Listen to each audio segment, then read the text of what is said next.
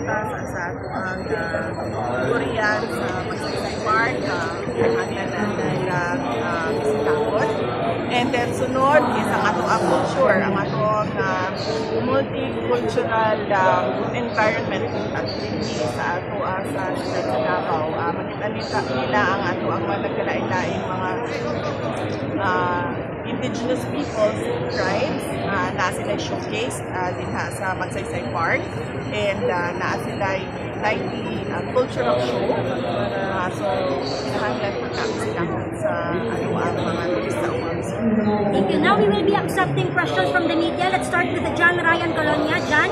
VP, ano po yung reaction mo sa invitation ng Senate sa pag-archive po ng Article 4? Yes, pinahanglan natin sa ato at administration. So kung mauna ang decision sa majority sa members of the Senate, everyone must follow and respect that decision also.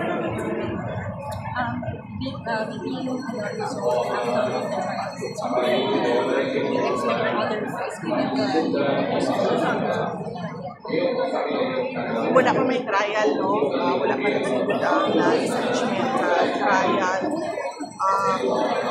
But sa tingin lang, wala man one particular na experience. And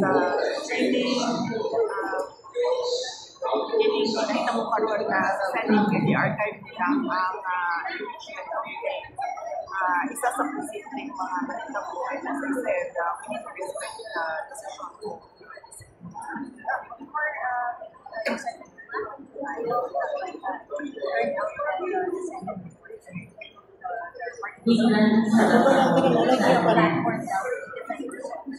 Sa unang bulan, as I said, I wanted to I wanted all the pieces of evidence, the prosecution, and all the pieces of evidence for everyone.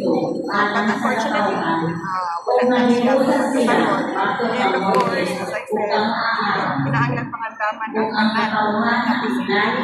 So possibly, wala na naman yung 2026 or as of 7. Mayo pa rin ang kami sa pangkakay sa impeachment at umangan sa imo. Manong pinalaman kami ng isa kaming awan. Ang mga kami hindi kung ang mga kayupan. Kung nga nang ikuha ko ng nabigit sa ito, kung bidalanin ang gabi, malisukuyan, kung hindi ka kang o ikira, o para, o planana, o hindi, wala tubig na well, yes, ang bato ang mga senators na kaugaling mo ng mga stand and opinion, and we should respect manifestation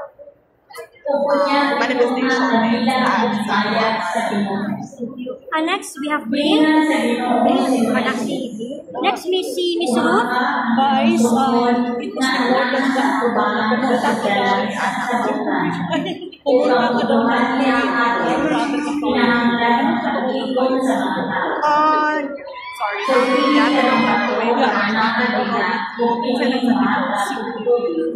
pumunta ka daw pumunta daw ako ng Kuwait without travel authority Castro, Claire Castro.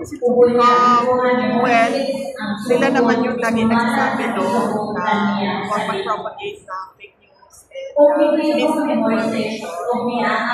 Although, wala pa hindi ko katulog yun sa niya. Yun sa niya pagsunting at yun sa niya pagsunting. basta yun allegedly. Alleged lang is naman na wala na video statement nagikan kita then isang siya kaya gusto lang ako karoon kaya wala pa po na ako nakita yes so ang office of the president dapat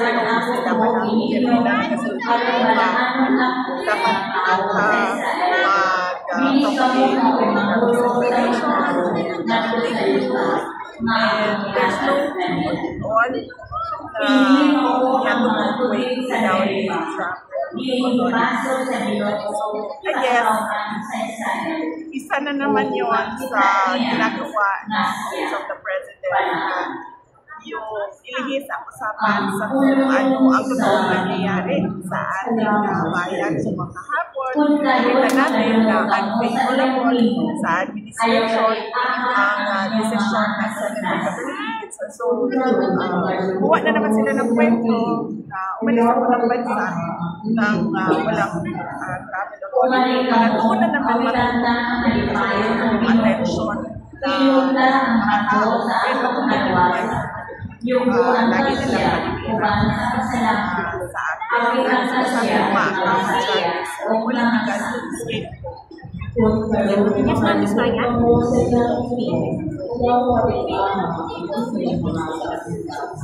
Kung ano ang makakita sa pag-ibig, magulong kita sa sumangan sa Ginoo na nagbuhat ka namin. Well, I am not surprised sa declaration ni Senator Jesus Escudero because nag-umaga yung pagkinanan ng mga individuals tungkol lang because they are commercial or they ang hanapan nila ang kalaban nila si former President Rodrigo Duterte by deduction kalaban nila murag ilabel nila ang Duterte as one Duterte and that we are anti-Duterte all the people. So I am not surprised na naay statement like anak because makita ka na sa ibang kinds of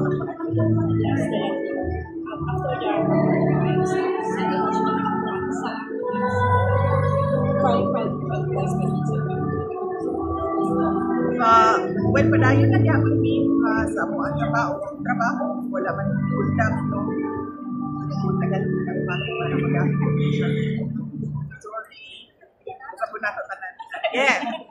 Matuloy pa rin kami sa pagtatrabaho namin. Hindi naman kami tumigil sa Office of the Vice President sa pagtatrabaho. Kahit na nakita ninyo na binawasan yung budget namin, pero pa rin yung trabaho namin. And lahat ng personnel, the Vice President, sa Office of the Vice President, ready and willing to serve our Vice, kumusta si President? The former President Duterte, he is okay. Most of the time, katong sa pag-ibig na ako, it was always in a good mood. There was only once na siya in a good mood. And wala na lang po ko nangutana kung paano nabago siya. And he was truly very happy noong na tinawagan siya ng kanyang lawyer at ipinalita sa kanya na nanalo siya sa Supreme Court case. Kasi isa siya sa mga lawyers ko noon na sa Supreme Court at pinalita sa kanya na sinabi niya sa kanyang lawyer na mag-relax daw siya for one day. Hindi daw siya mag-meeting at hindi siya mag-physical therapy dahil gusto niya daw i-enjoy yung moment na nanalo yung kaso sa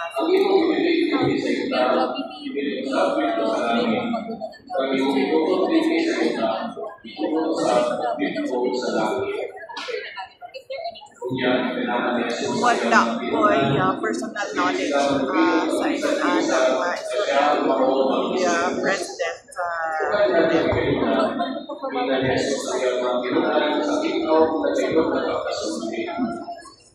ang alam ko lang ay merong order galing sa ICC na pinagbabawal, kinansel. Merong order na kinansel lahat ng kanyang pagbisita. Hindi ko alam ano ang rason na hindi pinakita sa amin yung papel, yung ano yung rason na pagbabawal ng pagbisita ni Thank you. Thank you, Fifi. Salamat po. Diyan,